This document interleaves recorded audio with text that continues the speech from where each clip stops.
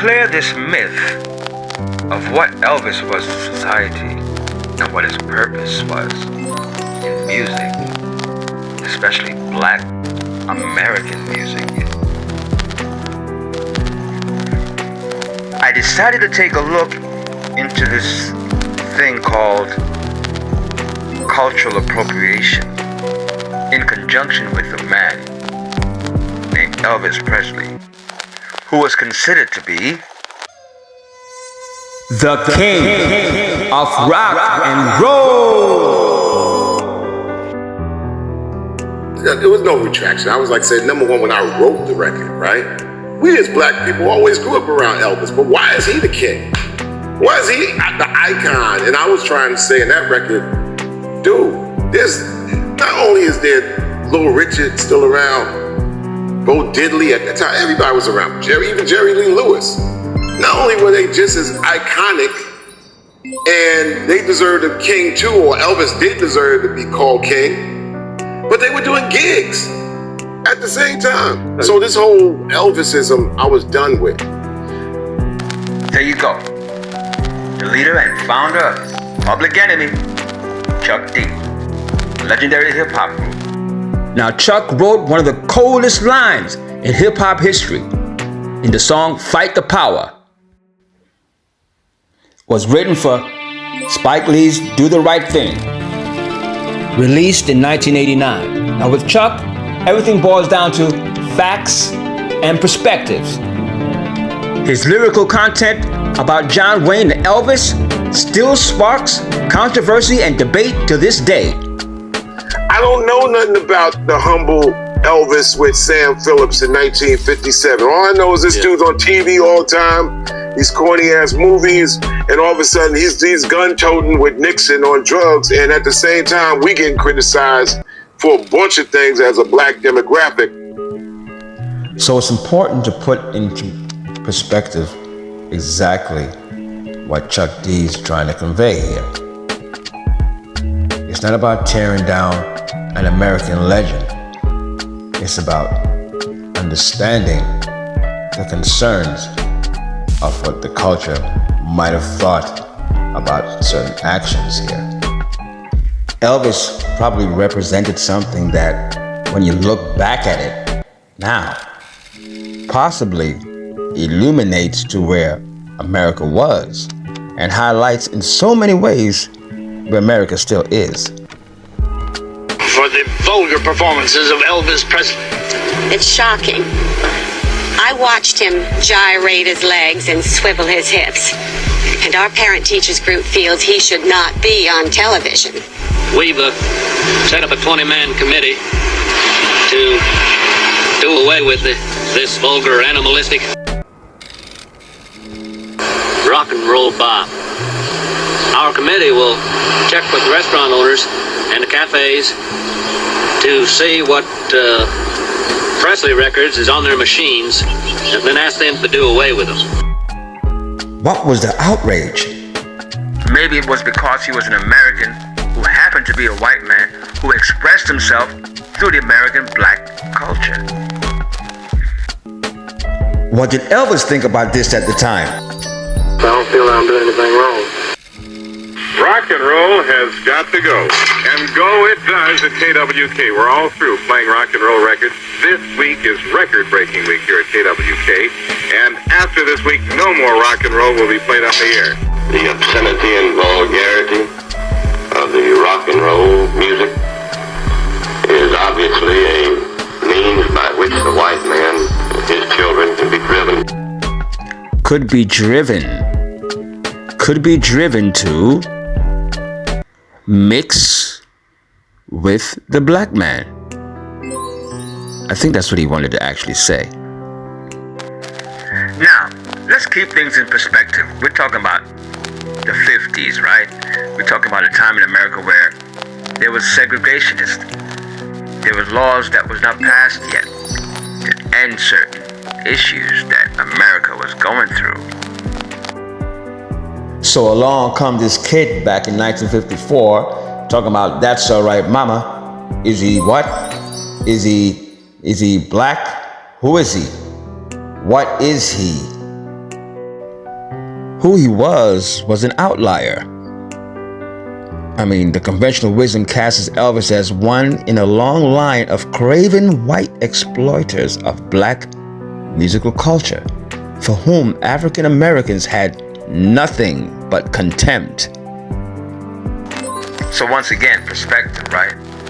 Was Elvis an exploiter of the culture? Or was he just simply being himself? What do you think?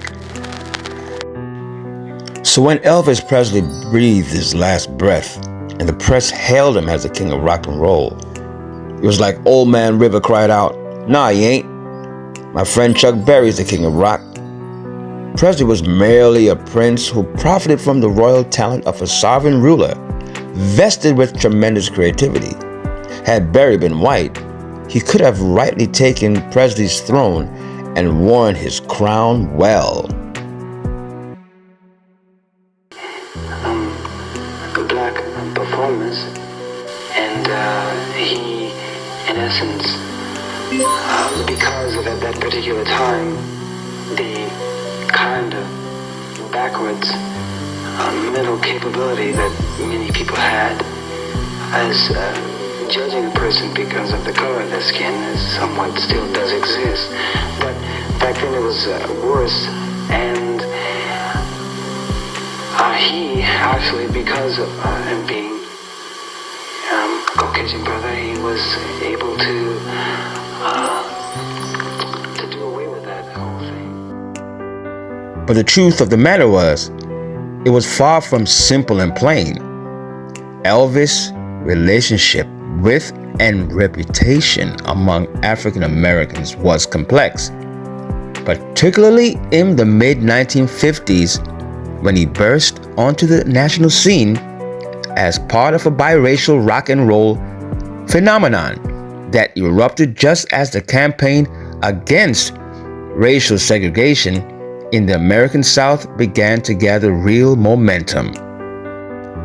At that time, the black press proudly pointed out the critical influence of black blues, rhythm and blues, and gospel music on Presley's style. Not to chastise him for cultural appropriation, but to applaud his impeccable taste at a time when black music was routinely denied mainstream radio and television airtime and often denigrated as immoral and barbaric.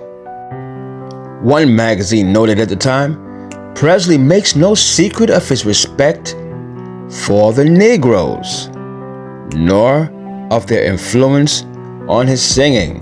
Furthermore, he does not shun them, either in public or private. Presley himself was humble about his relationship with black music and musicians.